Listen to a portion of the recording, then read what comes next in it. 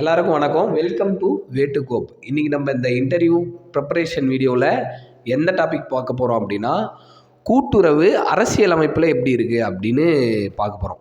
இப்போது ஒரு interview question கேட்கலாம், கூட்டுறவுக்கு வந்து கான்ஸ்டியூஷனல் ரைட்ஸ் என்ன இருக்குது அப்படின்னு சொல்லி கேட்கலாம். ஓகேங்களா? அப்போது அரசியலமைப்பில் கூட்டுறவு எப்படி இருக்குது அப்படின்னு சொல்லி பார்க்கலாம். ஓகேங்களா? கூட்டுறவு வந்து 1950 அரசியலமைப்பு வெளியில் வரும்போது கூட்டுறவுன்னு ஒன்று அரசியலமைப்பில் இல்லை. ஓகேங்களா? அது எப்போ சேர்க்குறாங்க அப்படின்னா 97வது அரசியலமைப்பு சட்ட திருத்தம் 2011 படி பகுதி 3ல் 19(1)C அந்த பிரிவில் வந்து கூட்டுறவு சங்கங்களை அமைத்தல் அப்படின்னு சொல்லி சேர்க்குறாங்க. ஓகேங்களா? அப்போ 97வது அரசியலமைப்பு சட்ட திருத்தம் 2011 பகுதி 3ல் 19(1)Cயில் சேர்க்குறாங்க. அப்போ இந்த பகுதி 3 என்னது? அடிப்படை உரிமை. அப்போது கூட்டுறவு சங்கங்களை அமைத்தல் வந்து ஒரு அடிப்படை உரிமை. ஓகேங்களா? அது நம்ம ஓப்பன் பண்ணுறோம் அப்படின்னா நம்மளை யாரும் கேள்வி கேட்க முடியாது, நம்மளை யாரும் தடுக்க முடியாது. ஓகேங்களா? அடுத்தது வேறு என்ன கான்ஸ்டியூஷனில் இருக்குது அப்படின்னா பகுதி 4 என்னது? DPSP, directive principles of state பாலிசின்னு சொல்லுவாங்க. ஓகேங்களா? இந்த பகுதி 4ல் 43B அதுலேயும் கூட்டுறவு சங்கங்களை அமைத்தல் மேம்படுத்துதல் அப்படின்னு சொல்லி இருக்கும். ஓகேங்களா? கான்ஸ்டியூஷனில். அடுத்தது பகுதி 9B ஒரு புது பகுதியை சேர்த்து 243ZH2 243ZT அப்படின்ற பிரிவில் சேர்த்துருப்பாங்க. ஓகேங்களா? இந்த பகுதி 9B 43ZH2 43ZT வந்து இப்போ நடந்து முடிஞ்ச குரூப் 1 தேர்வில் கூட கேட்டிருப்பாங்க. ஓகேங்களா? அப்போது இதை நம்ம பார்த்துக்கணும். அப்போ கான்ஸ்டியூஷனல் ரைட்ஸ் எப்படி இருக்குது? பகுதி 3ல் 19(1)Cயில் இருக்குது, பகுதி 4ல் 43B இருக்குது, அதுக்கப்புறம் பகுதி 9Bயில் 243ZH2 243ZT வரைக்கும் இருக்குது. அது எதன் மூலியம் கொண்டு வந்தாங்கன்னா 97வது அரசியலமைப்பு சட்ட திருத்தம் 2011 படி கொண்டு வந்தாங்க.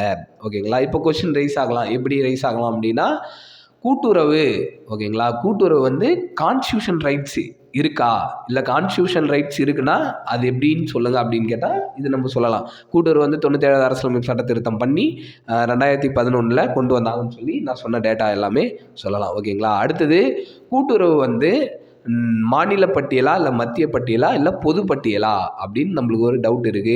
அது கேட்கவும் வாய்ப்பு இருக்குது. ஓகேங்களா? அப்போது கூட்டுறவு வந்து ஒரு மாநில பட்டியல். ஓகேங்களா? மாநில பட்டியல். அது வந்து ஸ்டேட்டுக்கு தான் கூட்டுறவு சங்கங்களை அமைத்தால் அதுக்கான ரைட்ஸ் வந்து ஸ்டேட்டுக்கு தான் இருக்குது. அப்போது அது எப்படி வந்துச்சு அப்படின்னா 1919 மாண்டேக் செமஸ்போர் சீர்திருத்தம் படி மாகாண ஆட்சியின் கீழ் கூட்டுறவை கொண்டு வந்திருப்பாங்க. ஓகேங்களா? அப்போது கூட்டுறவுக்கான அந்தஸ்தை வந்து 1919 மாண்டேக் செமஸ்போர் சீர்திருத்தப்படி கூட்டுறவு வந்து மாகாண ஆட்சியின் கீழ் கொண்டு வந்திருப்பாங்க. இந்தியா விடுதலை பெறதுக்கு முன்னாடி நம்ம நாடு வந்து எப்படி இருந்ததுன்னா மாகாணங்களாக தான் இருந்தது, மாநிலமாக இல்லை. ஓகேங்களா? அதன் அடிப்படையில் 1925 மகாராஷ்டிரா வந்து தங்களுக்கான சட்டத்தை இயற்றியிருப்பாங்க. நம்ம சென்னை மாகாணம் வந்து 1932 இயற்றியிருப்பாங்க. ஓகேங்களா?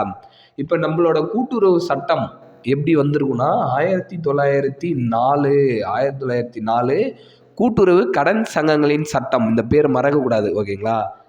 ஸ்ட்ரைட்டாக கேட்பாங்க 1904 சட்டத்தோட பேர் என்ன அப்படின்னு கேட்பாங்க.